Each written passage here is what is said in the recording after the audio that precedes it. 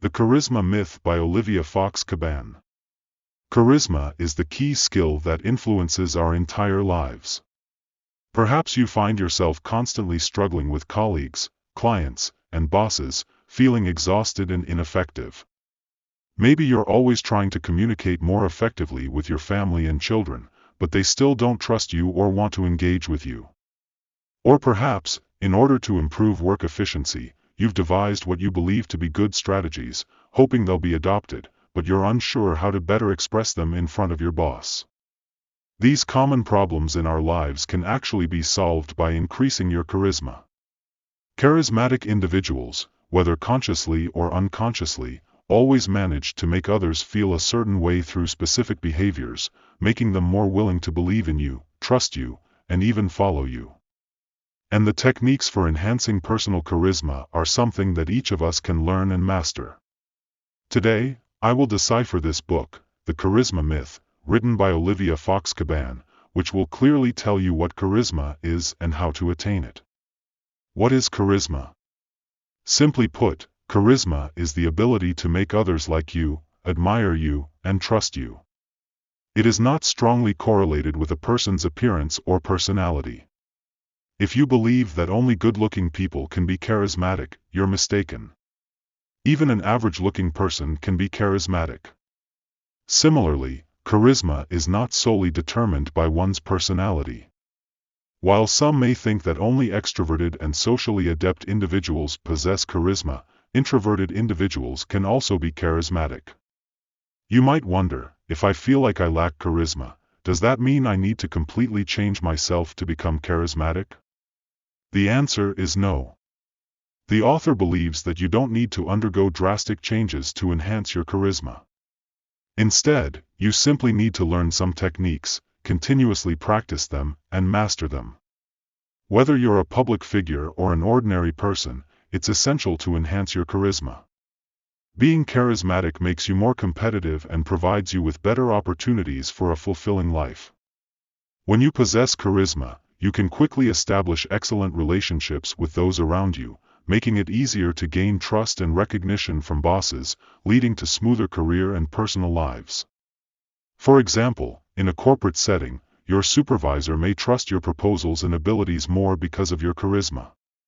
If you're a content creator, your charisma can significantly impact your fans, leading to faster growth and greater earning potential. Conversely, individuals lacking charisma often find themselves at a disadvantage in competitive environments. Even if they are talented and hardworking, the outcomes may not be as favorable as they'd hoped. So how exactly can one become charismatic? There are three core elements: presence, influence, and affability. Presence is the foundation of charisma, while influence and affability are essential components. Imagine if someone is talking to you with a distant and unfocused gaze. How would you feel? Uncomfortable, perhaps, and you might perceive the person as disinterested in you. This feeling is quite accurate. Almost everyone feels uneasy when interacting with someone who is not fully present in the conversation. If you appear distracted while conversing with others, not only will they notice, but they may also perceive you as unreliable, leading to more serious consequences. When others see you as unreliable, it's challenging to establish trust, harmony, and loyalty, qualities of charisma. Therefore, if you want to become charismatic, the first step is to become present in the moment. This means actively listening, maintaining eye contact, and staying focused during conversations. Such behavior yields significant rewards because when you show presence, people feel heard, respected, and valued. During conversations, your body language also reflects your mindset. However, body language is largely influenced by the subconscious, making it challenging to control deliberately. Thus, adjusting your inner state to the right mindset is crucial.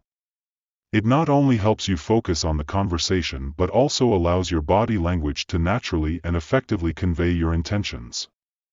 In other words, inner discomfort is the biggest obstacle to being present. Only by adjusting your inner state can you truly focus on the present moment. For example, If you're busy with tight deadlines at work and a subordinate approaches you to discuss their work, instead of thinking, "This is a hassle, I have so much to do," adjust your mindset to engage with them attentively. Under the influence of such inner thoughts, it's difficult to focus on the other person's conversation. Your body language will naturally reveal impatience, and these subtle movements of language, facial expressions, and body will be perceptible to the other person, making them feel undervalued and disrespected. Conversely, if you adjust your inner state and tell yourself, "They must indeed need my help, and I should extend a helping hand as much as possible," you will set aside your work, listen attentively, and express yourself fully. The result will be vastly different. Even a 5-minute conversation can have a wow effect. It creates an emotional connection between you and the other person, making them feel like the most important person in the world to you at that moment. Now, let's talk about the second core element of charisma: influence. Influence reflects a person's ability to exhibit behavioral strength, master resources, and control situations. We often judge a person's influence based on their social status, professional abilities, personal image, and others' reactions to them, with body language being the most effective indicator.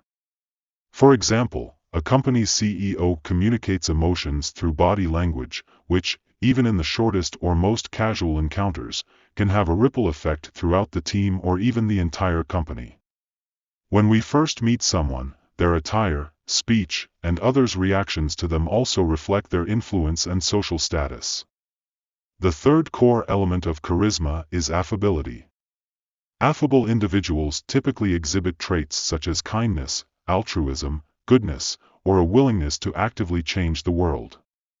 To display affability, one should make others feel comfortable and good about themselves. Instead of trying to impress others, allow them to impress you. Maintain a genuine smile at appropriate times, they will appreciate it. In other words, good communication focuses on the other person. Both influence and affability are indispensable. Someone with influence but lacking affability may attract attention but may not necessarily leave a charismatic impression. Instead, they might come across as arrogant, aloof, or even selfish. Conversely, someone with affability but lacking influence may have good interpersonal skills but may not be seen as charismatic. They might give off an impression of weakness or being a people pleaser. Cultivating charisma requires continuous practice, and different situations call for different displays of charm. The best way to practice is to engage in mental preparation before each scenario, establishing a confident and composed mindset. If there are self-doubts or negative thoughts, it's essential to confront them. Write down all the details and actively reframe the issues from different perspectives. At the beginning of practice, there may be discomfort, but remind yourself that it will pass and continuously reaffirm that you can do it to rebuild confidence through self-affirmation. Different people have different styles of charisma due to differences in personality, upbringing, and life experiences. Some have a focused style of charisma, some have a visionary style, and others have an affable style. Understanding your own personality, fully leveraging your strengths, and maximizing your charisma in your preferred style is crucial. Additionally, in various situations, finding the right way to interact is essential. For instance, in a very formal and serious meeting, excessive use of an affable and amiable style of charm may not be suitable. Similarly, in a relaxed team-building activity, delivering a speech about work or ideals may not be appropriate. In conclusion, charisma styles are not fixed, and the same type of charisma may not necessarily appeal to everyone. It should be flexible and adapt according to personality, goals, and contexts. Charisma is not innate, it must be gradually developed through training one's presence, influence, and affability. It's not just an effective skill but also a key factor in achieving success in both career and life. Believe that with willingness, you too can possess such skills. Congratulations on finishing another book. Keep up the good work.